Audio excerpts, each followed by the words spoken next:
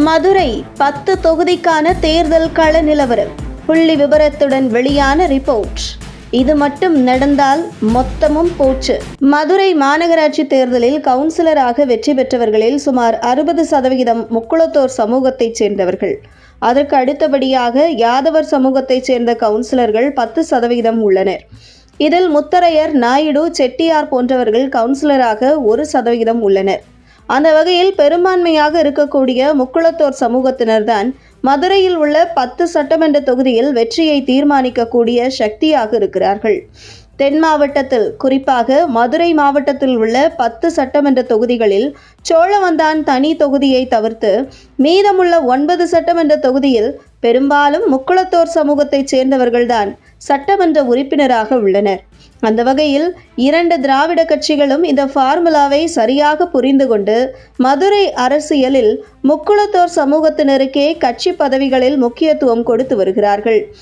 மதுரை மாவட்டத்தில் அதிமுகவில் உள்ள மொத்தம் 3 மாவட்ட செயலாளர்கள் உள்ளனர். அதில் செல்லூர் ராஜு, ராஜன் செல்லப்பா, RB உதயகுமார் என 3 பேரும் முக்குளத்தோர் சமூகத்தைச் சேர்ந்தவர்கள். அதேபோன்று திமுகவில் இருக்கும் 3 மாவட்ட செயலாளர்களில் அமைச்சர் மூர்த்தி மற்றும் மணிமாறன் இருவரும் முக்குளத்தோர் சமூகத்தைச் சேர்ந்தவர்கள்.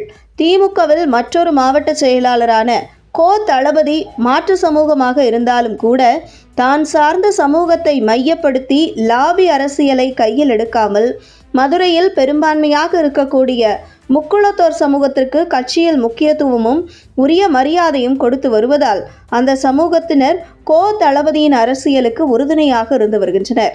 அந்த வகையில் 2 திராவிட கட்சிகளும் மதுரையில் பெரும்பான்மையாக இருக்கக்கூடிய முக்குளத்தோர் சமூகத்திற்கு கொடுத்து வரும் முக்கியத்துவம் தான் கடந்த 60 வருடங்களுக்கு மேலாக தென் மாவட்டத்தில் மற்ற கட்சிகளுக்கு இடமில்லாமல் போனது.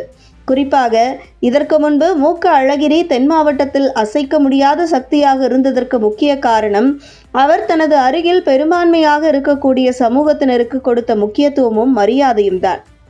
அந்த வகையில் மதுரையில் முக்குளத்தோர் சமூகத்தினரை தவிர்த்துவிட்டு அரசியலிலும் தேர்தலிலும் வெற்றி பெற முடியாது என்பது அரசியல் யதார்த்தமாக உள்ளது. இந்த நிலையில் மதுரையை பொறுத்தவரை வேட்பாளர் தேர்வு என்பது மிக முக்கியமானது. அந்த வகையில் ஒரு கட்சிக்கு மக்கள் மத்தியில் வெற்றி வாய்ப்பு இருந்தாலும் கூட வேட்பாளர் அறிவித்த பின்பு சாதி ரீதியாக வேட்பாளரை பார்த்துதான் மக்கள் வாக்களித்து வருவது தென் மாவட்டம் மட்டுமின்றி பிற மாவட்டங்களிலும் தொடர்கிறது. அந்த வகையில் அதிமுக, திமுக என 2 கட்சிகளும் அந்த ஒரு விஷயத்தில் சரியாக இருக்கும் என்பதில் சந்தேகம் இருக்காது. ஆனால் கூட்டணி கட்சியான பாஜக போன்ற கட்சிகள் எந்த மாதிரியான வேட்பாளர்களை தேர்வு செய்கிறார்கள் என்பதை பொறுத்தே அவர்களின் வெற்றி வாய்ப்பு கணிக்கப்படும் என்கிறது மதுரை அரசியல் களம். அதே நேரத்தில் 1996இல் சட்டசபையில் ஜெயலலிதா அமைச்சரவையில் கொண்டு வந்துள்ள தேவர் அரசாணையை அமல்படுத்த வேண்டும் என்கிற குரல் முக்குளத்தோர் சமூகத்தினர் மத்தியில் தற்பொழுது ஓங்கி ஒலித்து வரும் நிலையில் முக்குளத்தோர் சமூகத்தினர் உள்ளே இருக்கும் உட்பிரிவுகளை பிளவுபடுத்தி, அதாவது முக்குளத்தோர் சமூகத்தை பிளவுபடுத்தி ஓட்டுகளை பிரித்துவிடலாம் என எந்த கட்சியினர் காய்களை நகர்த்தினால் அவர்களின் திட்டம் நிறைவேறாது. மேலும் அவர்களை அடையாளம் கண்டு தேர்தலில் சம்மட்டி அடி அடிக்க பெரும்பான்மை சமூக மக்கள் காத்திருக்கிறார்கள் என்கின்றனர் அரசியல் பார்வையாளர்கள்.